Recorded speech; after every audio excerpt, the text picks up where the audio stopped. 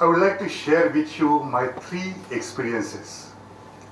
And for the first experience, I request you to imagine a war scenario.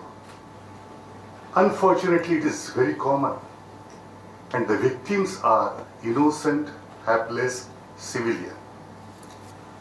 Say there is a village, there is a town, and there's a family staying of 9 or 10 people in a house, and there's an airstrike, or maybe bombing with the army inside, or other things, and the house is destroyed.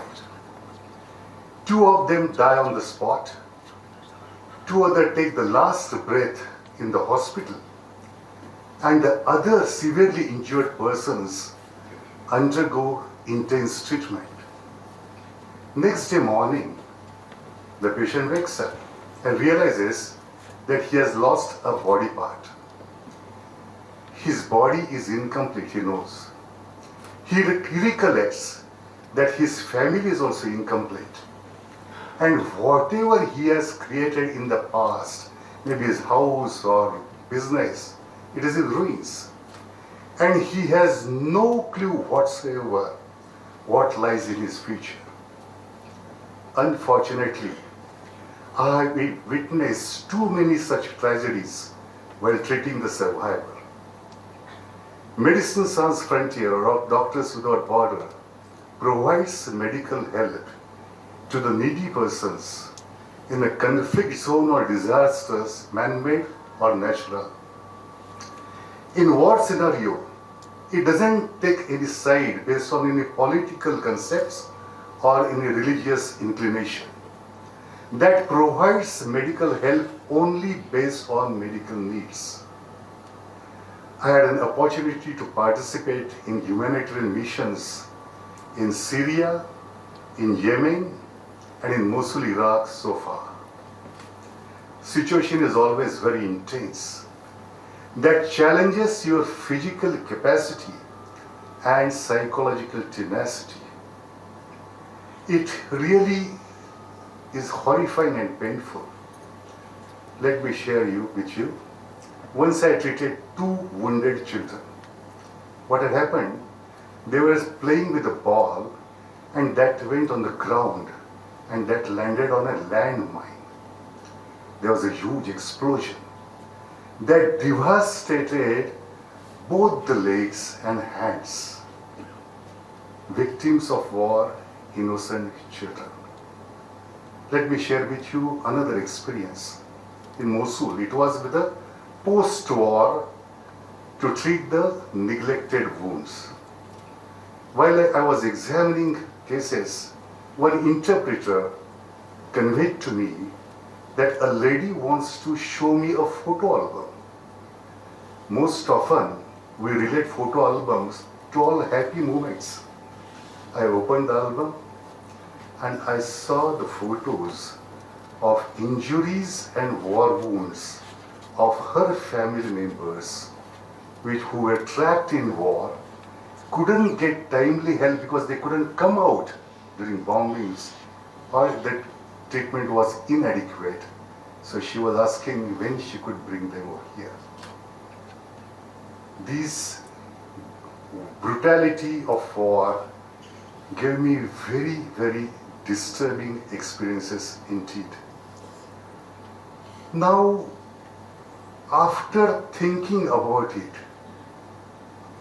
because of the continuous stream of the war-wounded patients and doctors doing their work consistently, many times it is frustrating. But 2 months after I returned from my first mission, I received a small video clip showing the same child injured in the landmine, but now with a smile, standing on artificial limbs and trying to take a couple of steps. At that time I realized, you cannot stop the war. You cannot change the world. But you can make definitive difference to the person right now who is in front of you. These experiences gave me many realizations about life. I started valuing each breath of my life. I started becoming much more grateful how blessed life I am living for.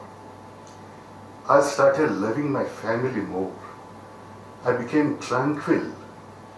I started ignoring smaller issues which used to irritate me in the past. And I started really admiring Vasudhaiva Kutumbakam, what value it has in Bharat. This was my first experience. Now about the second experience. COVID-19 dead bodies cremation work. COVID-19 had great impact on life of all of us. The fear and uncertainty had prevailed during that time. We were not sure about any damn thing, even the next moment. But even during that time, we have witnessed the saga of cooperation. Many people were helping their neighbors, old people all around. Many organizations were helping society. However, Bharat, India provided free vaccination not only for Indian citizens, but to the citizens of many nations in the world. Certainly amazing things. But there were some startling issues as well. During that time, many of you might have watched a video clip circulating in the media, which showed the dead bodies of COVID-19 victims in the same ward where COVID-19 patients were being treated. It was certainly a disturbing issue, disturbing clip. But the media conveniently omitted why these things were happening. What used to happen? Many times the whole family used to get affected seriously. Who will look after the dead relatives? And even other people were absolutely scared to touch the dead body, even it is covered in a plastic bag, because of fear of contracting the infection. Healthcare professionals, doctors, paramedics, nurses, they were working tirelessly, but they were also getting infected. So the number of healthcare personnel was dwindling down, and number of COVID-19 patients was rapidly increasing. In such a challenging, life-threatening condition, can we do something? Because it is a need of the time. There's less number of persons who is helping the society. In early April, I got a call. Doctor, can we take the task of cremation of dead bodies of COVID-19 victims? This was from an organization since last 100 years working selflessly for Indians. I was very much convinced that is a need of the hour. I knew the protocol set by WHO or ICMR. Next morning, from that organization, 20 young volunteers came together. I addressed their questions, their issues, their fear. Please understand, there was no vaccination at that time. But they were dedicated volunteers. They said, yes, we understand the risk, but it is to be done. Now that needed a very good cooperation between COVID-19 wards, mortuary manager, hearse driver, all the volunteers and the crematorium workers. So I thought of designing SOPs, standard operating protocol. I took into consideration all the points, including the small things such as before donning the PPE kit, one should have food and use washroom. I thought of creating the teams of 6 persons each, Four will don the PPE kit and take care of the dead body with the dignity, and the other two will look after all the legal and documents. The work started with all the cooperations, what I have said about that. Work increased. Many times, many bodies needed cremation in a single day. Women volunteers also joined. Because of the similar need in other cities, the volunteers contacted me online. I shared with them all the know-how, and they did excellent job, excellent work. I have seen many unsung heroes during that time. Really hats off to them. Is it really necessary? Because these two experiences are from the life-threatening situation. So to take a small step to help the society, do we really need this framework? Certainly not. In a normal situation also, one can contribute. Certainly. So let me share with you my third experience. Nirmal Wari. That is the cleanliness movement amongst pilgrimage. In Maharashtra, India, we have a wonderful tradition. Many devotees wants to reach the temple of worship during auspicious days, and for that they start walking from their village, town, cities days earlier. They walk for miles together daily, for days together to reach over there. Please understand, there is no discrimination. Rich, poor, everyone is a devotee. No caste discrimination, no professional discrimination. There is a very intriguing way they address each other. Mauli. Mauli acknowledges the serenity you are born with. What a wonderful way to understand that we all are the part of divinity. But what happens? For walking for miles together, they also suffer from body ache and many diseases. So that time, my wife and myself, we thought that we should provide them medical aid. So few friends came together, from volunteers, from other NGOs who look after tribal welfare. And in 2000, we started this project by one-to-one communication to meet lakhs of people and provide them the medical help what they need. It was mutually beneficial, fulfilling for us and certainly relieving for them.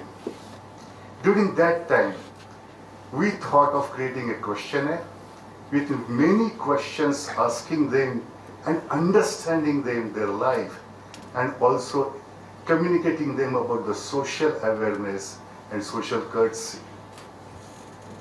So during that time we realized that number of devotees are increasing rapidly.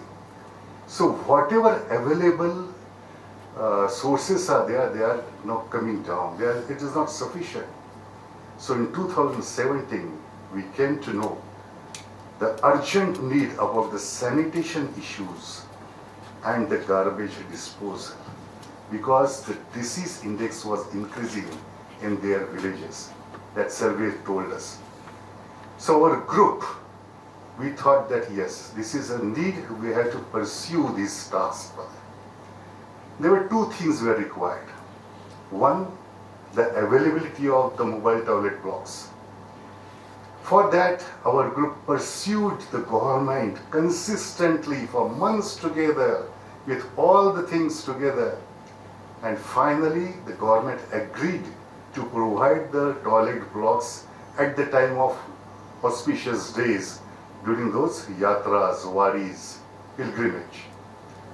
Now the another thing required, we need to sensitize the devotees, varkaris, that they should use it.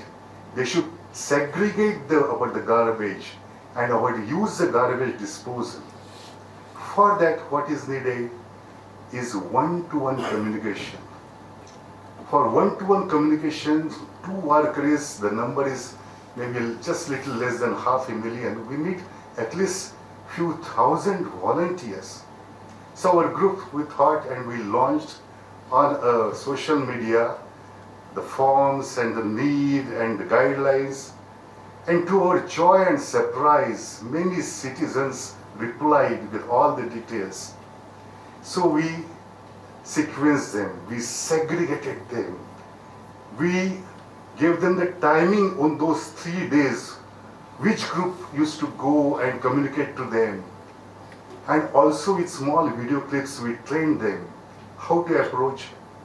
Mauli, please use these toilets, please segregate these garbage things. And what was the response? Many villages, they told us, yes, cleanliness is God, we are going to worship it. Thanks for communicating. And the response was extraordinary. There's such an extraordinary in the sense that this next survey told us that disease burden in their villages is reduced substantially. And that was very, very satisfying. Now look at this. Helping others certainly benefit others. But helping others also gives us the humility to develop that. A small step of one person gives a small effect, yes, but that is essential. And small steps taken by many persons gives the massive impact. After all, in our life, all of us, what we strive for, that our existence should matter. Which way? There are many ways. This is one important way which I feel, by our growth from me to we to us. So let us be a part of the story of the social impact. I am only one of thousands of volunteers working in the world for the social cause. But by observing them, I realize that an ordinary person can contribute an extraordinary value to the society by walking that extra mile. Namaste.